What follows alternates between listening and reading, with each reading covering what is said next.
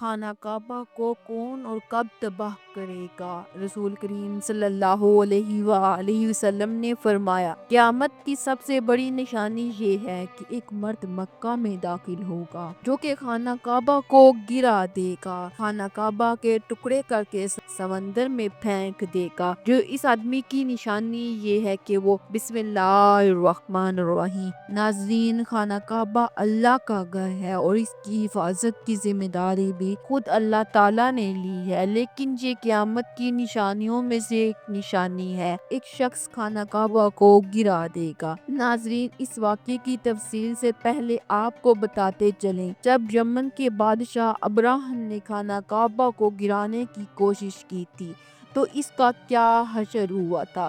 حضور کریم صلی اللہ علیہ وآلہ وسلم کی پیدائش سے صرف 55 دن پہلے یمن کا بادشاہ ابراہم ہاتھیوں کی فوج لے کر خانہ کعبہ کو ڈھانے کے لیے مکہ پر حملہ آور ہوا۔ ابراہم نے یمن میں ایک بہت ہی شاندار اور عالیشان گرجا گھر بنایا اور یہ کوشش کرنے لگا کہ عرب کے لوگ خانہ کعبہ کے بجائے یمن کے اس گرجا گھر کا آ کر حج کریں۔ جب مکہ والوں کو یہ معلوم ہوا تو قبلہ کنان کا ایک شخص غصے میں آ کر یمن چلا گیا، وہاں جا کر گرجا گھر میں پاخانہ کر کے اس کو نجاست سے لت پت کر دیا۔ جب ابراہم نے یہ واقعہ سنا تو وہ طیش میں آپے سے باہر ہو گیا اور خانہ کعبہ کو ڈھانے کے لیے ہاتھیوں کی فوج لے کر مکہ پر حملہ کر دیا۔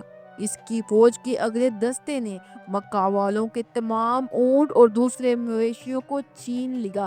اس میں 200 یا 400 اونٹ حضرت عبدالمطلب کے بھی تھے۔ حضرت عبدالمطلب کو اس واقعے سے بڑا دکھ پہنچا، چنانچہ اس معاملے میں گفتگو کرنے کے لیے اس کے لشکر میں تشریف لے گئے۔ جب ابراہم کو معلوم ہوا کہ قریش کا سردار مجھ سے ملاقات کرنا چاہتا ہے تو اس نے حضرت عبدالمطلب کو اپنے خیمے میں بلا لیا۔ جب حضرت عبدالمطلب کو دیکھا کہ ایک بلند روبدار اور نہایت ہی حسین و جمیل آدمی ہے جن کی پیشانی پر نور نبوت چمک رہا ہے تو صورت دیکھتے ہی مرغوب ہو گیا، بے اختیار تخت شاہی سے اتر کر آپ کی عزت کے لیے کھڑا ہو گیا۔ ابراہم نے اپنے پاس بٹھایا اور دریافت کیا، سردار قریش، آپ کی تشریف آوری کا کیا مقصد ہے؟ حضرت عبدالمطلب نے جواب دیا کہ ہمارے اونٹ اور بکریاں وغیرہ جو آپ کے لشکر کے سپاہی ہانک لائے ہیں، آپ ان سب مویشیوں کو ہمارے سپرد کر دیجئے۔ یہ سن کر ابراہم نے کہا، اے سردار قریش، میں تو یہ سمجھتا تھا کہ آپ بہت ہی حوصلہ مند اور شاندار آدمی ہیں، مگر آپ نے مجھ سے اپنے اونٹوں کا سوال کر کے میری نظروں میں اپنے وقار کو کم کر دیا ہے۔ اونٹ اور بکریوں کی حقیقت ہی کیا ہے؟ میں تو آپ کے خانہ کعبہ کو توڑ پھوڑ کر برباد کرنے کے لیے آیا ہوں، اس کے بارے میں آپ نے گفتگو ہی نہیں کی۔ حضرت عبدالمطلب نے کہا، مجھے تو اپنے اونٹوں سے مطلب ہے، خانہ کعبہ میرا گھر نہیں ہے بلکہ وہ خدا کا گھر ہے، وہ خود اپنے گھر کی حفاظت کرے گا، مجھے خانہ کعبہ کی ذرا بھی فکر نہیں۔ یہ سن کر ابراہیم اپنے فرعونی لہجے میں کہنے لگا، اے سردار مکہ، سن لیجئے، میں خانہ کعبہ کو ڈھا کر اس کی اینٹ سے اینٹ بجا دوں گا، روئے زمین پر اس کا نام و نشان مٹا دوں گا، کیونکہ مکہ والوں نے میرے گرجا گھر کی بڑی بے حرمتی کی ہے، اس لیے میں اس کا انتقام لینے کے لیے خانہ کعبہ کو تباہ و برباد کرنا ضروری سمجھتا ہوں۔ حضرت عبدالمطلب نے فرمایا، پھر آپ جانے اور خدا جانے، میں آپ سے سفارش کرنے والا کون ہوتا ہوں۔ اس گفتگو کے بعد ابراہیم نے تمام جانوروں کو واپس دینے کا حکم دیا۔ حضرت عبدالمطلب تمام اونٹ اور بکریوں کو لے کر اپنے گھر چلے آئے۔ مکہ والوں سے فرمایا کہ تم لوگ اپنے مال اور مویشیوں کو لے کر مکہ سے باہر نکل جاؤ اور پہاڑوں کی چوٹیوں پر رہنا شروع کر دو۔ مکہ والوں سے یہ کہہ کر آپ اپنے خاندان کے چند آدمیوں کو ساتھ لے کر خانہ کعبہ میں گئے، دروازے کو پکڑ کر انتہائی بے قراری اور گریہ ورزی کے ساتھ دربار خداوندی میں اس طرح دعا مانگنے لگے، اے اللہ، بے بے شک ہر شخص اپنے گھر کی حفاظت کرتا ہے، لہٰذا تو بھی اپنے گھر کی حفاظت فرما، ان عیسائیوں کے مقابلے میں اپنے اطاعت چاروں کی مدد فرما۔ حضرت عبد المطلب نے یہ دعا مانگی اور اپنے خاندان والوں کو ساتھ لے کر پہاڑ کی چوٹی پر چڑھ گئے، خدا کی قدرت کا جلوہ دیکھنے لگے۔ ابراہیم جب صبح کو خانہ کعبہ ڈھانے کے لیے اپنے لشکر اور ہاتھیوں کی قطار کے ساتھ آگے بڑھا اور مقام غمس میں پہنچا تو خود اس کا ہاتھی جس کا نام محمود تھا ایک دم بیٹھ گیا، اس کو مارا، بار بار للکارا مگر ہاتھی نہ اٹھا۔ اسی حال میں قہر الہی ابابیلوں کی شکل میں نمودار ہوا، ننھے ننھے پرندوں کے جھنڈ جن کی چونچ اور پنجوں میں تین تین کینکریاں تھی، سمندر کی جانب سے حرم کعبہ کی طرف آنے لگے۔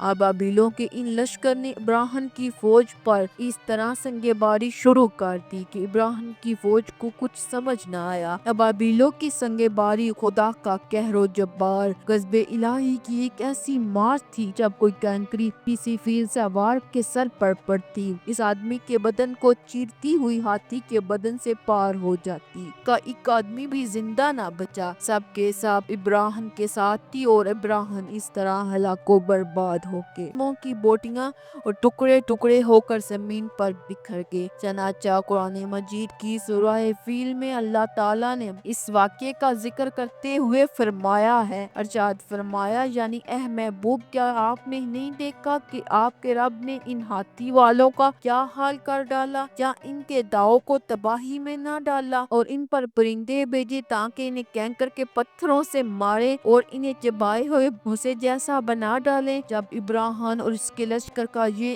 انجام ہوا تو حضرت عبد المطلب پہاڑ سے نیچے آئے اور خدا کا شکر ادا کیا۔ ان کی اس کرامت کا دور دور تک چرچا ہونے لگا اور تمام اہل عرب ان خدا کا ایک برگزیدہ بزرگ سمجھنے لگے، قابل احترام سمجھنے لگے۔ تو ناظرین اب آپ کو اس واقعے کے بارے میں بتاتے ہیں جو قیامت کے نزدیک پیش آئے گا، جس کے بارے میں حضرت محمد صلی اللہ علیہ وآلہ وسلم نے فرمایا۔ اللہ پاک کا نبی صلی اللہ علیہ وآلہ وسلم پر خاص کرم یہ ہے کہ آپ صلی اللہ علیہ وآلہ وسلم کو تمام علوم عطا فرمائے۔ جو بات ہمارے نبی صلی اللہ علیہ وآلہ وسلم نے فرما دی وہ پوری ہو کر رہے گی۔ اللہ پاک نے ارشاد فرماتے ہیں وہ کوئی بات اپنی خواہش سے نہیں کرتے۔ اللہ کے علم کے سمندر کے مقابلے میں نبی صلی اللہ علیہ وآلہ وسلم کا علم ایک قطرہ ہے، مگر آپ صلی اللہ علیہ وآلہ وسلم کا یہ قطرہ تمام مخلوق کے لیے ایک سمندر کے برابر ہے۔ یہ بات سچ ہے، آپ صلی اللہ علیہ وآلہ وسلم کے علم کے بارے میں کوئی اندازہ لگا ہی نہیں سکتا۔ اللہ کی ذات تو بہت وسیع ہے، ہم اس کا اندازہ اس طرح لگائیں گے۔ آپ صلی اللہ علیہ وآلہ وسلم نے اپنے سے پہلے گزرے ہوئے انبیاء کرام اور ان کی امتوں کے ساتھ آنے والے واقعات کے بارے میں اپنی امت کو آگاہ کر دیا۔ محدثین اور مفسرین کا کہنا ہے جب قیامت قریب آنے والی ہوگی تو خانہ کعبہ کو گرائے جانے کا واقعہ پیش آئے گا۔ خانہ کعبہ اللہ کی عظیم نشانیوں میں سے ایک نشانی ہے۔ جب تک خانہ کعبہ قائم ہے اس وقت تک دنیا قائم ہے۔ جب خانہ کعبہ کو گرایا جائے گا تب قیامت رونما ہوگی۔ جب قیامت قریب آئے گی ایک بدبخت حبشی خانہ کعبہ کو گرا دے گا، پھر قیامت آئے گی۔ اس کمینی حبشی کے بارے میں نبی صلی اللہ علیہ وآلہ وسلم نے ارشاد فرمایا، اس حبشی کی شکل و صورت ایسی ہوگی کہ وہ چھوٹی پنڈلیوں والا حبشی خانہ کعبہ کو گرائے گا۔ جبکہ بخاری شریف میں لکھا ہے کہ رسول کریم صلی اللہ علیہ وآلہ وسلم نے فرمایا، گویا میں اس حبشی کو دیکھ رہا ہوں، وہ کالا اور چھوٹی ٹانگوں والا ہے، کعبہ کے پتھروں اور اینٹوں کو اکھاڑ اکھاڑ کر پھینک رہا ہے۔ بخاری شریف میں ہے قرب قیامت کے وقت حضرت عیسیٰ علیہ السلام کے پردہ کرنے کے بعد جب لوگوں کے سینوں سے قرآن اٹھا لیا جائے گا تو اس کے بعد وہ بدبخت حبشی خانہ کعبہ کو گرا دے گا۔ دوسری روایت میں ہے اس کی آنکھیں نیلی، ناک پھیلی ہوئی اور پیٹ بڑا ہوگا، اس کے ساتھ اور لوگ ہوں گے، وہ کعبہ کا ایک ایک پتھر اٹھا کر لے جائیں گے اور سمندر میں جا کر پھینک دیں گے۔ یہ قیامت کے بالکل نزدیک ہوگا۔ یہ بات بھی ذہن نشین رہے، لوگ اور اکثر علماء کرام یہ سمجھ رہے ہیں کہ بس قیامت صرف چند سالوں یا دہائیوں میں آنے والی ہے۔ کعبہ اور مسجد نبوی کو حبشی تباہ تباہ کریں گے اور اس کے بعد خود زمین میں دھس جائیں گے۔ آئندہ چند سالوں میں امام مہدی اور حضرت عیسیٰ علیہ السلام کا نزول ہوگا۔ برمودا ٹرائی اینگل سے دجال نمودار ہوگا۔ پھیلائے جائیں گے یہودی اور عیسائی اور مسلمانوں کی آپس میں جنگ ہوگی جو بس چند روز کی دوری پر ہے۔ حقیقت یہ ہے کہ یہ صرف باتیں ہیں جو سادہ لوگ انسان کو عملے جہاز سے دور کرنے کے لیے کی جاتی ہیں۔ اگر گہری نگاہ سے دیکھا جائے بڑے بڑے فتنے تو کئی صدیوں پہلے سے رونما ہونا شروع ہو گئے تھے۔ کتنے ہی لوگوں نے امام مہدی ہونے کا ڈرامہ کیا، کتنی ہی دفعہ مسلمان اور یہودی اور نصارہ میں بڑی جنگیں ہوئی، کتنی مرتبہ قبلہ اول فتح ہوا، کتنی مرتبہ قبلہ اول پر یہودیوں کا قبضہ رہا، کتنی مرتبہ دجال جیسے انسان پیدا ہوئے، لیکن ان کا ذکر قرب قیامت کے سلسلے میں نہیں ہوتا۔ صرف 20ویں اور 21ویں صدی کے سیاسی معاملات اور واقعات کو ہی قرب قیامت سمجھ لیا جانے لگا ہے، جب نبی صلی اللہ علیہ وآلہ وسلم نے ایک فرمان کے مطابق آپ کی وفات کے بعد کا سارا زمانہ ہی قرب قیامت ہے۔ اللہ تعالیٰ سے دعا ہے کہ اللہ تعالیٰ ہمیں نیک کام کرنے کی توفیق عطا فرمائے، برائیوں سے دور رہنے کی ہمت اور توفیق عطا فرمائے، آمین۔